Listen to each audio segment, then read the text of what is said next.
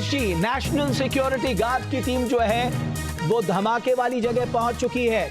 यानी NIA, NSG, Delhi police की जो आला अधिकारियों की टीम है, जो फॉरेंसिक की टीम है, तमाम लोग हर एंगल से, ये तस्वीरें आप देख सकते हैं। विशाल पांडे ज्यादा जानकारी के साथ हमारे साथ जुड़े हैं। जी विशाल।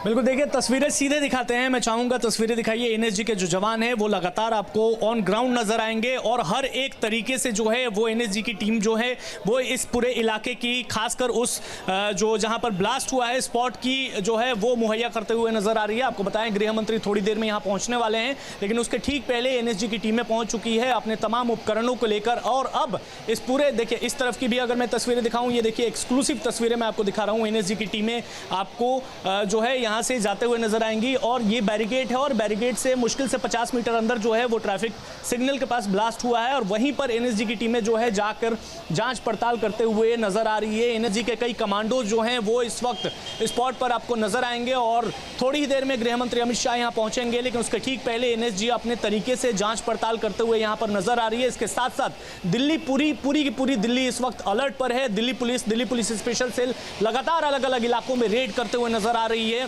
आपको ये भी बता दें कि जिस तरीके से ब्लास्ट हुआ उसकी इंटेंसिटी इतनी ज्यादा थी कि आसपास की 8-10 गाड़ियां उसके चपेट में आ गई। लेकिन सबसे गौर करने वाली बात रमेश ये है कि जो आईईडी ब्लास्ट होते हैं अमूमन उसमें तमाम जो बॉडीज जो हैं वो जल जाती हैं, लेकिन इसमें वैसा कुछ नजर नहीं है। देखिए यहाँ पर किस तरीके से दिल्ली पुलिस के बैरिकेड जो हैं वो ले जाया जा रहा है। चूंकि गृह मंत्री भी आने वाले हैं तो एरिया को और ज्यादा जो है कॉर्डन ऑफ करने की कोशिश जो है वो दिल्ली पुलिस की तरफ से की जा रही है। लेकिन उसके ठीक पहले सबसे बड़ी खबर यही है, एनएसजी की टीम पहुंच चुकी है और एनएसजी की टीम पहुंचकर अब अपना इन्वेस्टिगेशन जो है वो शुरू कर चुकी है। थोड़ी देर में गृह मंत्री का इंतजार है यहाँ पर, वो आएंगे, फिर ब्लास्ट स्पॉट को जो है वो देखेंगे किस तरीके से कहां ब्लास्ट हुआ था। आपको बताऊं कि 13 लोगों की जान अभी तक जा चुकी है और करीब 15 से 20 लोग गंभीर रूप से घायल हैं, जिनको एलएनजेपी अस्पताल जो है वो पहुंचाया गया है। लगातार पुलिस हर एक एंगल से जांच पड़ताल कर रही है और दिल्ली पुलिस कमिश्नर ने भी कहा है कि कोई भी संभावना जो है वो हम खारिज नहीं कर रहे हैं, हर एक एंगल से हम जांच कर रहे हैं। आतंकी जो गतिविधि है उसको लेकर भी दिल्ली पुलिस जांच पड़ताल करते हुए नजर आ रही है, क्योंकि जिस तरीके से 3-4 दिन पहले लगातार हर एक जगह से, खासकर हरियाणा की हम बात करते हैं तो फरीदाबाद के सटे तमाम अलग अलग गांव से जो आईईडी ब्लास्ट करने वाले जो सामग्री मिली है, विस्फोटक सामग्री, वो चिंताजनक है अपने आप में। आज 2900 किलो जो है वो सामग्री जम्मू कश्मीर पुलिस और हरियाणा पुलिस ने फरीदाबाद से बरामद किया है, जो अपने आप में बहुत ज्यादा अमाउंट है। और जो ये ब्लास्ट हुआ है, आप सोचिए इसमें तो कुछ किलो सामग्री अगर उसका इस्तेमाल हुआ होगा तो कुछ ही किलो हुआ होगा। 2900 किलो सामग्री से क्या हो सकता है आप खुद अंदाजा लगा सकते हैं। तो पुलिस जो है वो हर जगह अलर्ट पर है, खासकर एनसीआर रीजन तो बहुत ज्यादा अलर्ट पर है। तमाम जो सुरक्षा एजेंसियां हैं वो भी अलर्ट पर हैं और लगातार अब तमाम संदिग्धों से भी जो है उन पर नजर रखी जा रही है। सीसीटीवी कैमरे के फुटेज जो हैं वो खंगाले जा रहे हैं।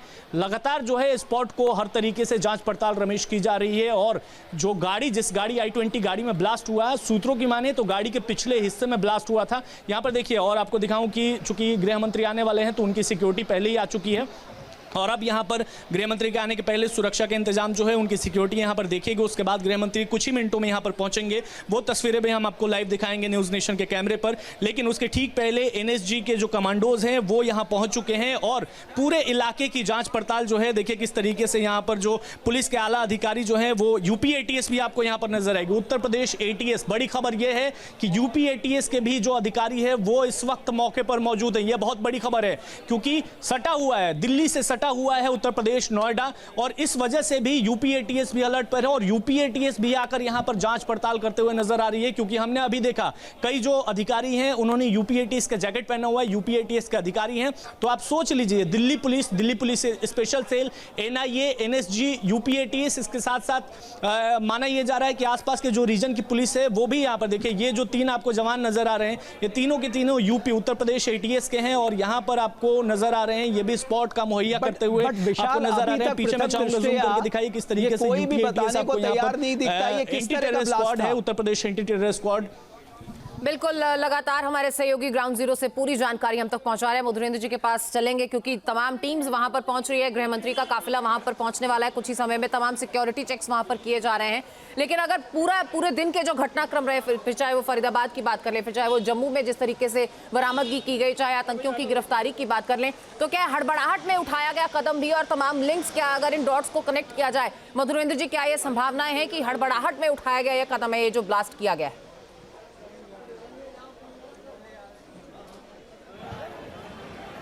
देखिए, सबसे पहली जानकारी कि एलएनजेपी से गृह मंत्री निकल चुके हैं, उनका काफिला निकल चुका है, स्पॉट की तरफ मूव कर चुका है। और यहाँ पर अब आपको मैं दिखा रहा हूँ कि जो स्थितियाँ हैं, दरअसल वो तमाम घायलों की इलाज की है, जो कैजुअलिटी है उसको मरचूरी की तरफ मूव किया जा रहा है। अब आपके सवाल पर आऊँ तो जाहिर तौर पर जिस तरह से सुबह से छापामारी शुरू हुई, जिस तरह से फरीदाबाद में भारी पैमाने पर विस्फोटक बरामद हुआ, उस विस्फोटक के पीछे जो तार खंगाले गए और गिरफ्तारियाँ शुरू हुई, लोगों को हिरासत में लिया गया, उसके डॉट्स अभी जोड़े ही जा रहे थे। इस बीच शाम को एक ऐसे समय में ब्लास्ट को लाल किले के पास अंजाम दिया जाता है जो कि समय बेहद भीड़ भाड़ का होता है और जाहिर तौर पर कैजुअलिटी इसलिए ज़्यादा हुई है। 13 लोगों के मरने की अभी तक पुष्टि हो चुकी है, 30 से ज़्यादा घायल बताए जा चुके हैं। ये नंबर और बढ़ सकता है, ऐसी जानकारी हमें मिल रही है। तो निश्चित तौर पर जिस तरह से ये कदम उठाया गया वो अपने आप में हम कह सकते हैं कि हड़बड़ी में नहीं हो सकता है, क्योंकि सुनियोजित तरीके से ये कदम उठाया गया, टाइमिंग चुनी गई, ये स्पॉट चुना गया और उसके बाद इस ब्लास्ट को अंजाम दिया गया। सबसे बड़ी बात की जो गाड़ी चुनी गई I-20 गाड़ी, उस गाड़ी को मूविंग स्टेट में, यानी ये अपने आप में नया पैटर्न था, क्योंकि अब तक ही हमने तमाम विस्फोट जो होते रहे हैं भारत के अलग अलग हिस्सों में, इससे पहले उसमें हमने देखा कि स्टेशनरी गाड़ी में जो है वो ब्लास्ट को रखा जाता था, या किसी जगह पर 2008 का जो दिल्ली ब्लास्ट है उसका गवाह मैं खुद ही हूँ, बाराखंबा पे मैं खड़ा था उस वक्त जो ब्लास्ट हुआ था, कूड़ेदान में जो है विस्फोटक रखा गया था, वो ब्लास्ट हुआ। और उसके बाद जो सीरियल ब्लास्ट हुए उसमें चाहे सरोजनी का ब्लास्ट हो या फिर आप देखिए तो कनॉट प्लेस की तरफ ब्लास्ट हो, कई ऐसे ब्लास्ट को अंजाम दिया गया था। तो आज जो लाल किला पे घटना हुई, जो ब्लास्ट हुई, उसके बाद सबसे पहली प्रायोरिटी पुलिस की थी कि इस तरह के सीरियल ब्लास्ट न हो, कॉर्डन करके इसी घटना को जो है उन्हें रखा जाए। बल्कि तुरंत हमने देखा त्वरित गति से अलर्ट जारी किया गया, तमाम इलाकों में पुलिस रस कर गई और फिर इस घटना के अलावा कोई दूसरी घटना नहीं हुई, क्योंकि इस तरह के जब सुनियोजित तरीके से ब्लास्ट को अंजाम दिया जाता है तो सीरियल ब्लास्ट करने की कोशिश जो है ज़्यादा से ज़्यादा पैमाने पर आतंकी करने की कोशिश करते हैं। इस घटना के जो तार हैं वो खंगाले जा रहे हैं और जाहिर तौर पर जो गाड़ी की मूवमेंट है वो देखी जा चुकी है। इसमें जो लोग बैठे हैं, इस गाड़ी को जो ऑपरेट कर रहे हैं, उनकी तस्वीरें निकलकर पुलिस के पास आ चुकी है। अब ये तलाशना जारी है और जाहिर तौर पर बिल्कुल मधुरेंद्र, आप हमारे साथ बने रहिए। हरीश झा भी हमारे साथ मौजूद हैं जो लाल किले से लगातार हमें अपडेट दे रहे हैं। इस समय क्या गहमा गहमी वहां पर है, क्योंकि कुछ ही देर में गृह मंत्री वहां पहुंचेंगे। हरीश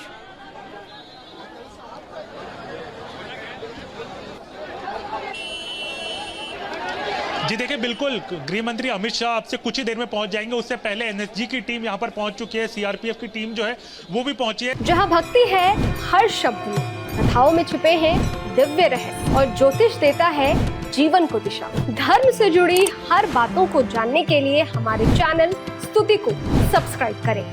चैनल पर जाने के लिए इस लिंक पर क्लिक करें।